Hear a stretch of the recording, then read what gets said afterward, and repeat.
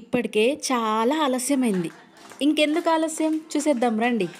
ఇదిగోండి నా birthday celebration. బుడ్డి బుడ్డి పిల్లలతో చాలా బాగా జరిగింది నా బర్త్డే ఈసారి. ఆ పిల్లలందరూ నాకు చాలా సర్ప్రైజులు ఇచ్చారు. ఒక్కొక్క సర్ప్రైజు ఒక్కొక్క వీడియో వ్లాగ్లో చేస్తాను. ఈ మధ్య కొంచెం టైం సరిపోక నేను వీడియోస్ తీయట్లేదు. బట్ ఒక్కొక్కరు ఎంత మంచి సర్ప్రైజెస్ ఇచ్చారనేది నేను మీకు వీడియోలో చూపిస్తాను. బర్త్డే అంటే ప్రతి ఒక్కరికి స్పెషల్ డేనే.